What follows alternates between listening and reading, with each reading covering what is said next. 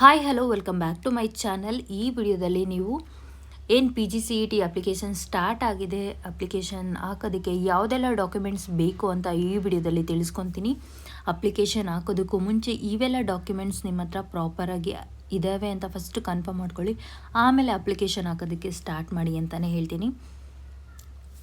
ಹಾಗೆ ಯಾರೆಲ್ಲ ಈ ಬಾರಿ MBA ಅಥವಾ MCA MTech ಎಕ್ಸಾಮ್ ಬರಿತಾ ಇದ್ದೀರಾ, ಸೊ ನಾನು ಯಾವ ರೀತಿಯಾಗಿ MBA ಎಕ್ಸಾಮ್ನ ಅಟೆಂಡ್ ಮಾಡಿದೆ, ಹಾಗೆ ನಾನು ಯಾವ ರೀತಿಯಾಗಿ ಪ್ರಿಪ್ರೇಷನ್ನ ಮಾಡ್ಕೊಂಡಿದ್ದೆ, ಯಾವುದೆಲ್ಲ ಡಾಕ್ಯುಮೆಂಟ್ಸ್ ಬೇಕಾಗುತ್ತೆ ವೆರಿಫಿಕೇಷನ್ ಟೈಮಲ್ಲಿ, ಈ ಥರ ಸಾಕಷ್ಟು ಡೌಟ್ಸ್ ನಿಮಗಿರುತ್ತೆ. ಈ ರೀತಿಯಾಗಿ ಏನಾದರೂ ಡೌಟ್ಸ್ ಇದೆ ನಿಮ್ಮ ಡೌಟ್ಸ್ನ ಕಮೆಂಟ್ ಸೆಕ್ಷನಲ್ಲಿ ಕಮೆಂಟ್ ಮಾಡಿ, ನಾನು ರಿಪ್ಲೈ ಮಾಡ್ತೀನಿ. ಇಲ್ಲಾಂದರೆ ವಿಡಿಯೋ ಮೂಲಕ ನಿಮ್ಮ ಒಂದು ಡೌಟ್ಸ್ನ ಕ್ಲಾರಿಫೈ ಮಾಡೋದಕ್ಕೆ ಟ್ರೈ ಮಾಡ್ತೀನಿ.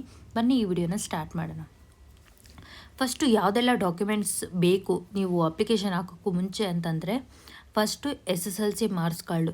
ಸೊ ನಿಮ್ಮ ಡೇಟ್ ಆಫ್ ಬರ್ತು ಪ್ರಾಪರಾಗಿರಬೇಕಾಗತ್ತೆ, ಹಾಗೆ ಒಂದು ರಿಜಿಸ್ಟರ್ ನಂಬರು ಬೇಕಾಗುತ್ತೆ. ಡೇಟ್ ಆಫ್ ಬರ್ತ್ ಯಾಕಂತಂದರೆ for confirmation. Next PUC marks card. So second PU marks card ಬೇಕಾಗುತ್ತೆ. ನೆಕ್ಸ್ಟ್ ಯಾವ್ದು ಬೇಕಾಗುತ್ತೆ ಅಂತಂದರೆ ಸೆಕೆಂಡ್ PU ಮಾರ್ಕ್ಸ್ ಕಾರ್ಡ್ ಬೇಕಾಗುತ್ತೆ. ನಿಮ್ಮ ಒಂದು ವೆರಿಫಿಕೇಷನ್ ಟೈಮಲ್ಲೂ ಬೇಕಾಗುತ್ತೆ, ಸೊ ಅದಕ್ಕೆ ರೆಡಿ ಮಾಡಿ ಇಟ್ಕೊಂಡಿರಿ. ಆ್ಯಂಡ್ ನೆಕ್ಸ್ಟ್ ಬೇಕಾಗಿರೋದು caste and income certificate. So RD number ಬೇಕಾಗುತ್ತೆ. ಇನ್ ಕೇಸ್ ನೀವೇನಾದರೂ ಇನ್ನೆಲ್ಲ ಎಕ್ಸ್ಪೈರಿ ಆಗೋ ಟೈಮ್ ಬಂದಿದೆ ಅಥವಾ ಮುಗಿಯೋ ಟೈಮ್ ಬಂದಿದೆ ಅಂತಂದರೆ ನೀವೇನು ಮಾಡಿ ಈಗಲೇ ಅಪ್ಲೈ ಮಾಡ್ಕೊಳ್ಳಿ. ಇಲ್ಲ ಅಂತಂದರೆ ಫಸ್ಟು ನೀವು ನಿಮಗಿನ್ನೂ ತುಂಬ ಟೈಮ್ ಇದೆ ಅಂದರೆ ಅಪ್ಲಿಕೇಶನ್ ಹಾಕೋದಕ್ಕೆ ಹೊಸ ಅಪ್ಲಿಕೇಶನ್ ಹಾಕಿ. ಇಲ್ಲ ಅಂತಂದರೆ ನೀವು ಅಪ್ಲೈ ಮಾಡಾದಮೇಲೆ ನೀವು ಹೊಸ RD ನಂಬರ್ ಅಂದರೆ ಕ್ಯಾಸ್ಟ್ ಆ್ಯಂಡ್ ಇನ್ಕಮ್ ಸರ್ಟಿಫಿಕೇಟ್ಗೆ ಅಪ್ಲೈ ಮಾಡಿ.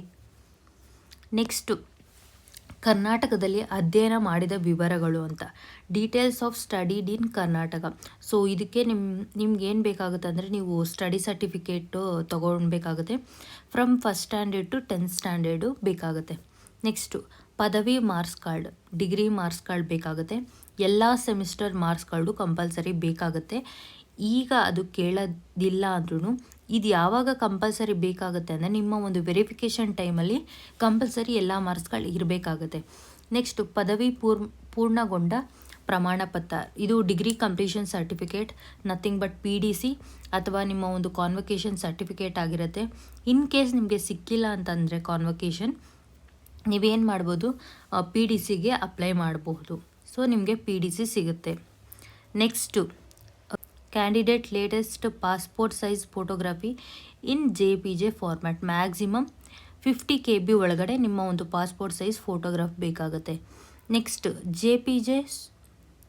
Next candidate signature in JPG format, maximum 50 KB size. So ನಿಮ್ಮ ಒಂದು ಸೈನ್ ಮಾಡಿ ಈ ಒಂದು ಫೋಟೋ ತೊಗೊಂಡು ಅದನ್ನು 50 KB ಒಳಗಡೆ ನೀವೇನು ಮಾಡಬೇಕು, ಸೈಜ್ ಪ್ರಾಪರ್ ಫಾರ್ಮ್ಯಾಟಲ್ಲಿ ರೆಡಿ ಮಾಡಿ ಇಟ್ಕೊಂಡಿರಬೇಕಾಗತ್ತೆ. ನೆಕ್ಸ್ಟ್ ಬಂದು ಕ್ಯಾಂಡಿಡೇಟ್ ಹ್ಯಾಂಡ್ ಥಂಬ್ ಇನ್ JPG format, maximum same 50 KB ಇರುತ್ತೆ. ನಿಮ್ಮ ಒಂದು ಥಂಬ್ ಇಂಪ್ರೆಷನ್ನು ಸಹ ನೀವು ಆಲ್ರೆಡಿ ರೆಡಿ ಮಾಡಿ ಇಟ್ಕೊಂಡು, ಇದೆಲ್ಲ ರೆಡಿ ಇದೆ ಅಂತಂದರೆ ಮಾತ್ರ ನೀವೇನು ಮಾಡಬೇಕಾಗುತ್ತೆ, ಒಂದು ಅಪ್ಲಿಕೇಶನ್ ಹಾಕೋದಕ್ಕೆ ಸ್ಟಾರ್ಟ್ ಮಾಡಬೇಕಾಗುತ್ತೆ. ಇದರಲ್ಲಿ ಯಾವುದಾದ್ರೂ ಒಂದು ಮಿಸ್ಸಿಂಗಲ್ಲಿದ್ದರೂ ನೀವು ರೆಡಿ ಮಾಡ್ಕೊಳ್ಳಿ ಅಪ್ಲಿಕೇಶನ್ ಹಾಕೋದಕ್ಕೂ ಮುಂಚೆ. ಇನ್ನು ಏನಾದರೂ ನಿಮಗೆ ಈ ಒಂದು ಎಕ್ಸಾಮ್ ಬಗ್ಗೆ ಡೌಟ್ಸ್ ಇತ್ತು ಅಂತಂದರೆ ಕಮೆಂಟ್ ಸೆಕ್ಷನಲ್ಲಿ ಕಮೆಂಟ್ ಮಾಡಿ. ನೆಕ್ಸ್ಟ್ ವಿಡಿಯೋದಲ್ಲಿ ನಾನು ಯಾವ ರೀತಿಯಾಗಿ ಅಪ್ಲೈ ಮಾಡೋದು ಅಂತ ಕಂಪ್ಲೀಟ್ ವಿಡಿಯೋ ಮಾಡಿ ಪೋಸ್ಟ್ ಮಾಡ್ತೀನಿ.